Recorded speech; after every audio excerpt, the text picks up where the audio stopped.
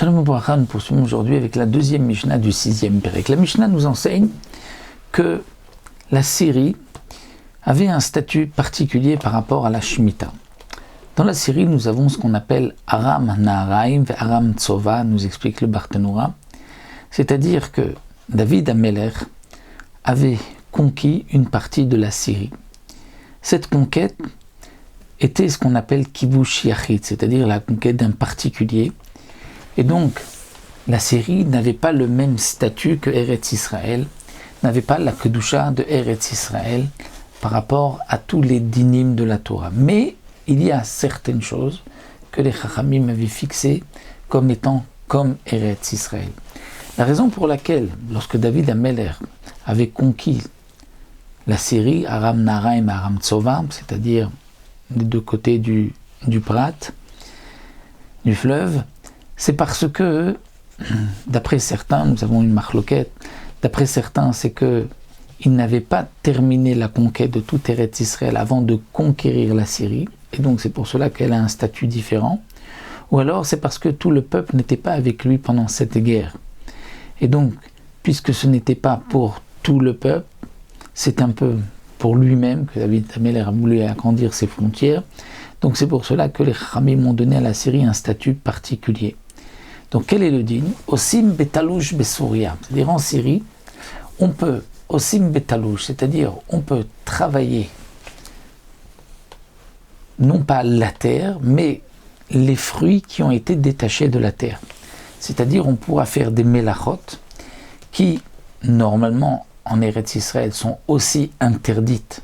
Mais comme elles ne sont interdites que midei Rabbanan, en Syrie, c'est permis. Alors comme le Barthénoura nous dit,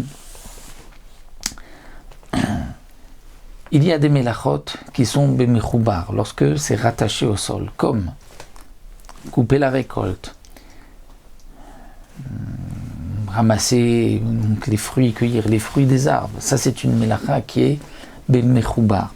Cette melacha est interdite minatora. Si on coupe comme on coupe toutes les autres années.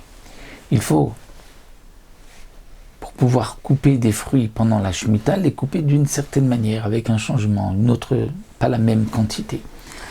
Ça c'est bemechoubar et c'est une interdiction minatora. Donc en Syrie, les Chachamim ont interdit avalo bemechoubar, de ne pas faire les travaux de la terre, même de cueillir les fruits, comme si c'était Chutz Laaretz, non, on doit le cueillir comme si c'était Eretz Israël, donc avec les shnuim, avec les changements habituels.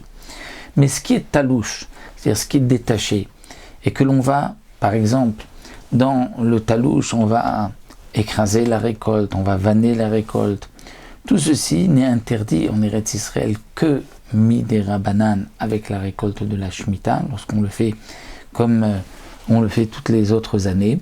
Et donc en Syrie, les Chachamim n'ont pas été mahmir et on dit on pourra faire betalouche, tout ce qui est détaché de la terre. Pour quelle raison? Eh bien le Barthénoura explique que les Chachamim ont été gozer en Syrie pour tout ce qui est rattaché à la terre, pour ne pas que les Bnei Israël qui habitent Eretz Israël au moment de la Shemitah vont quitter Israël pour aller en Syrie, pour pouvoir plus facilement manger et travailler la terre. Donc ils ont interdit pour qu'il y ait là-bas aussi la Shemitah, donc on n'a rien gagné à aller là-bas, on ne va pas s'installer en Syrie. Toutefois, pour ce qui est détaché de la terre, les Chachamim ont permis pour que malgré tout les pauvres d'Eretz Israël puissent avoir de quoi manger, se rendre un petit peu en Syrie et revenir. Et pour ne pas sortir complètement vers Chutz Laaretz. Donc ici, le Tana de la Mishnah vient nous enseigner, et je rajoute aussi au fur et à mesure ce que nous dit le Barthénoura, que aussi betalouch, c'est-à-dire même celui qui est chachoud, qui est soupçonné d'avoir pris des fruits de la Shemitah, donc des fruits de la 7e année, qui a travaillé la terre en Syrie, qui n'a pas fait bemechoubar comme les Chachamim ont exigé, malgré tout j'ai le droit de travailler chez lui pour tout ce qui est détaché de la terre. Donc par exemple, moudre avec lui, alors qu'en Eretz Israël, on n'a pas le droit de moudre avec quelqu'un qui est chachoud à la chevite, mais donc pas bemechoubar comme nous l'avons dit.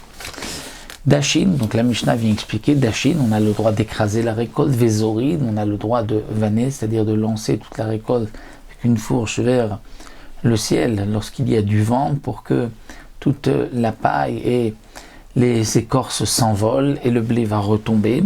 Ça, on a le droit d'orchin, on a le droit aussi donc de presser le raisin. Ou mais amérim, on a le droit de faire des tas. Des tas, donc de faire un petit tas de la récolte. Ça c'est permis. Avalo kotsrim, velo botsrim, velo moskim. Mais on n'a pas le droit ni de faire une ketsira, c'est-à-dire de couper le blé, velo botsrim, ni de cueillir le raisin, velo moskim, ni de cueillir les olives, c'est-à-dire on n'a pas le droit de le faire de la même manière qu'on le fait toutes les autres années. Bien sûr, on ne pourra pas non plus ni semer et labourer pendant l'année de la Shemitah en Syrie. Donc la Mishnah nous donne, voici ce qui est permis, voici ce qui est interdit. Donc d'Agil Zorib Dochim, c'est ce qui est avec la récolte détachée. Et Kotzrim, Botzrim, Mesokim, c'est lorsque la récolte est encore rattachée au sol. Klalama Rabbi Akiva, et Rabbi Akiva vient nous donner ici la règle et nous dit Kosh Kayotse Bo Mutar Beret Israël aussi Moto Besoria. Tout ce qui est permis Minatora en Eretz Israël, on a le droit de le faire. Donc même l'Echatrila en Syrie. Et ce qui est interdit, Minatora, est interdit aussi en Syrie, Midirabanan. Mais ce qui est interdit, Midirabanan en Eretz Israël, ça c'est permis en Syrie. C'est ce que donc le Tana de la Mishnah nous enseigne ici.